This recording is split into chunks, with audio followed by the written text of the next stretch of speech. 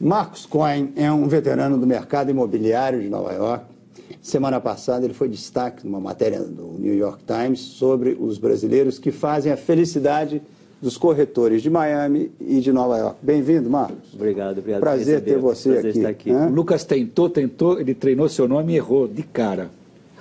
Cohen, o Caio está discutindo. Tá aqui certo, você é tá Cohen, certo, lá deixa você ele, é tá Cohen, tá certo. bom. Você está na ponte aérea, né? Olha, o Caio está preocupado que você, enquanto está perdendo esse tempo aqui, esses 10, 15 minutos, quantos negócios você está deixando de... Eu vou vender um apartamento para ele hoje, então eu não estou nem um pouco preocupado. Assim que eu sair daqui... Oba. Escuta, me explica qual é a vantagem, a menos que você não tenha, porque você vendeu, a história do Times é 15 apartamentos de 5 a 15 milhões de dólares em 2 anos.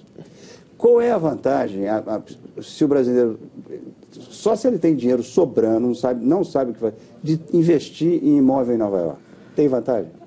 Vantagem por si depende, cada caso é um caso. Existem pessoas que querem ter um sonho de ter um apartamento em Nova York. Existem pessoas que já compraram no Rio e São Paulo. Existem pessoas que acham que é um absurdo investir os preços que estão no Rio e São Paulo. Então, cada caso é um caso, para cada pessoa tem uma vantagem. Existe, sim, um sonho de vida que eu vejo muito nos meus clientes quando eles aparecem aqui em Nova York, que a vida deles tem uma segunda... tipo um renascer. A atração é Nova York. Vale a pena pagar o preço, mesmo se você não tem dedução de imposto de renda, mesmo sabendo que esse imóvel não vai ter uma valorização de 10% ao ano ou 5% ao ano. Eu acho que sim, porque o investimento pessoal é muito bonito. E você vê na felicidade das pessoas que estão aqui. Não é pelo dinheiro, não é pelo investimento, não é pelo retorno. Existe todo tipo de pessoa. Existem investidores que querem ver o seu dinheiro. O bom de Nova York é que você pode utilizar o útil, você pode juntar o útil ao agradável. O dinheiro e o sonho. Não, sem contar que com um quarto e sala, Marcos, sala na Tijuca, você compra um apartamento na Park Avenue agora, né? Eu não queria, é praticamente isso. Aí tem uma solução melhor. melhor. Tem escola de samba aqui, né? Não tem batuque, né? Não tem uma vila à venda na França agora por 300 mil euros. São 19 casas, apartamentos, prédios, custa 360 mil euros. Com aquele mesmo quarto e sala da Tijuca, você compra a vila inteira. Marcos, teve aquela história há pouco tempo, um russo comprou aqui um imóvel por 88 milhões de dólares. Com essa coisa Brasil grande, esse Brasil exuberante, você visualiza um dia um brasileiro comprando um imóvel aqui em Nova York por 90 milhões de dólares? Olha, sem contar o Ike Batista, esse tipo de coisa? Eu nunca digo nunca, porque nunca se sabe. Amanhã alguém pode ganhar esse tipo de dinheiro e querer comprar. Eu acho que a mentalidade do brasileiro não é tão opulente quanto a mentalidade dos russos. Eles não têm essa necessidade de mostrar. E você tem que entender também que os russos estão vindo de Londres. E nós continuamos 60% mais baratos do que Londres. Então, para eles, 88 aqui, 60% mais barato. Mais barato que Londres. Não sei esse caso dessa penthouse de 88 milhões, mas na sua grande maioria dos apartamentos em Nova York, 60% mais barato, leis fiscais muito melhores e outros fatores, como a morte do espião que teve também, que criou um problema entre os russos e os ingleses, um mal-estar.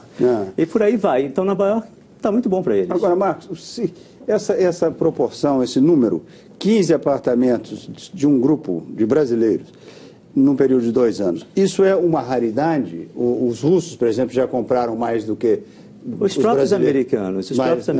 Ano passado não teve um mês que passou que não teve uma venda por mais que 10 milhões de dólares. Tem muito dinheiro. E a maioria para americanos? A maioria americanos. E um vende para o outro. E por aí vai. É a raridade. Agora, Marcos, conta uma história boa, assim, de um brasileiro que chegou com mala de dinheiro. Ele quer saber a lavagem, que bandido tem lavagem, brasileiro... Alguém que compra uma... Exatamente, a minha pergunta... sabe, A minha pergunta também é essa, Marcos, eu quero saber, segundo os seus cálculos, entre os brasileiros que compram um apartamento em Nova York, quantos ganharam dinheiro roubando e quantos ganharam honestamente? Olha, você sabe que quando eu atendo uma pessoa, eu nunca pergunto, eu nunca julgo de onde está vindo o dinheiro. Eu estou lá para abrir a porta e mostrar o mercado de Nova York, como eu estou aqui para isso também. Então, quer dizer, a gente não julga. Tem modelos que ganham o seu dinheiro aqui. E a maioria, para dizer a verdade, hoje em dia, o crescimento do Brasil é muito popular. Então, e todo mundo sabe disso. O que você chama de popular o crescimento? Os últimos jornais, qualquer jornal americano nos últimos meses, só se fala no Brasil. Não. O Brasil está salvando o comércio, o Brasil está salvando o comércio, o mercado de imóveis em Miami, o mercado de imóveis aqui. Então é uma coisa que está muito popular nos últimos 2 anos. Que tipo de imóvel, Marcos? O que vende? 2 quartos, 3 quartos, 4 quartos? Qual é o imóvel? Olha, aqui em Nova York, você sabe que a regra é quarto e sala. Mas o brasileiro chega, ele quer 3 quartos e quartos, porque ele tem 3 filhos, o menino tem que ficar em um, a menina tem que ficar em outro e outro. Só que cada quarto é 1 milhão a mais. E as pessoas esquecem isso. Então, um bom corretor tem que educar o cliente do tamanho, da disponibilidade que nós temos em Nova York. O brasileiro compra à vista? É tudo à vista? Na sua grande maioria, e depende também, depende. Ele pode, lembre-se que o brasileiro, o Ricardo deve saber mais do que eu digo isso, ele pode investir no Brasil, pelo menos nos últimos anos, ganhar 12% e vir para cá e pegar um financiamento de 4% a 5%. Ele consegue esse financiamento? Então ele consegue? 4%? Olha, depois do crédito que nós tivemos, da crise do crédito que nós tivemos em 2008, ficou muito mais difícil. Mas nada é impossível. Se você der um colateral de 50%... Ele chega com a grana, dá um colateral, dá uma garantia, chega e tira o dinheiro a quatro. E cada caso é um caso. Marcos, eu vi uma estatística há alguns meses que em Miami, 12 meses antes, 40% dos imóveis que tinham sido vendidos para brasileiro. Você conhece alguma estatística parecida para Nova York, ou se não para brasileiros, para estrangeiros?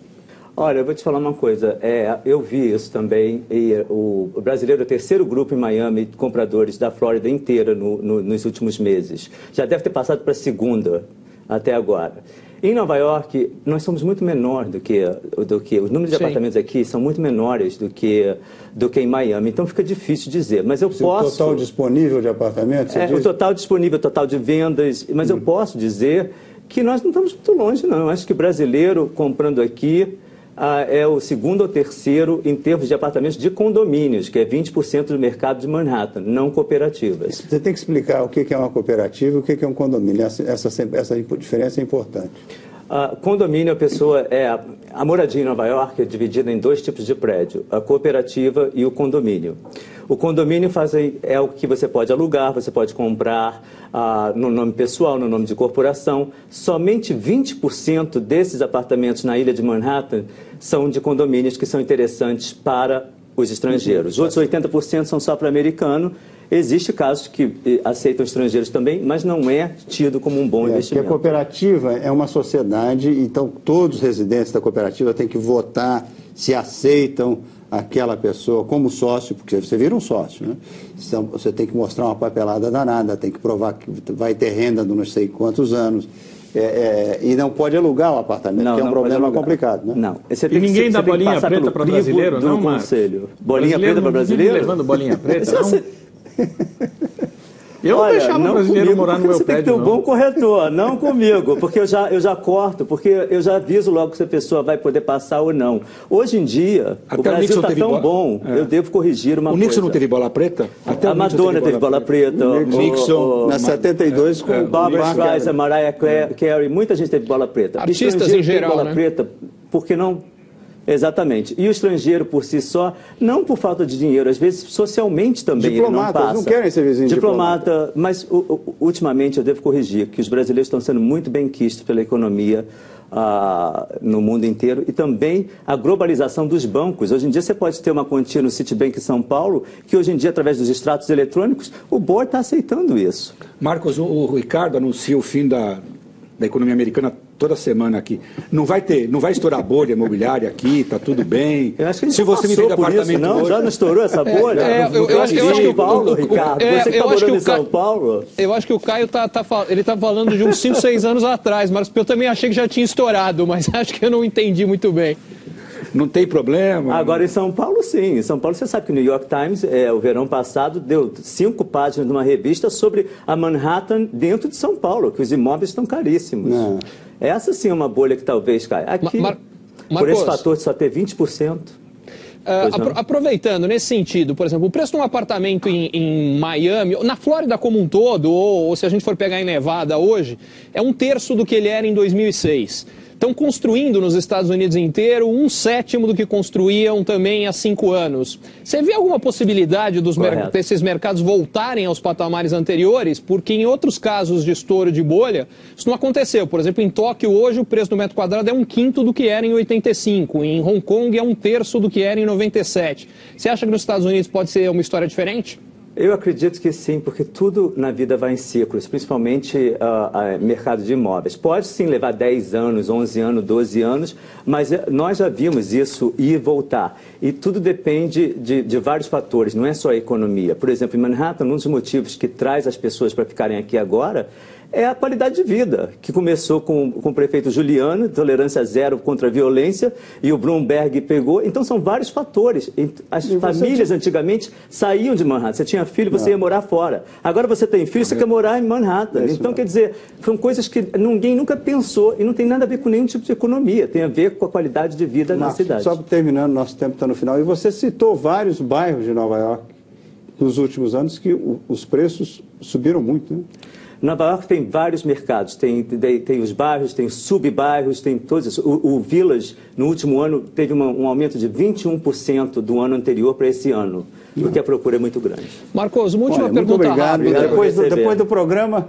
Ultimamente, você tem visto mais brasileiros chegando em Nova York ou saindo de Nova York? Voltando para o Brasil? Existe um amigo meu, Ricardo Amorim, que voltou. Não, eu acho que é o seguinte, tem de tudo. Conhece tem um de tudo. tal do Ricardo. Tem de tudo. Tem muita gente voltando, depois da crise de 2008, muita gente voltou. Depois que caíram as torres em 2001, muita gente voltou. Mas, ultimamente, quem é feliz em qualquer lugar e acaba ficando onde está. Neste momento, o nosso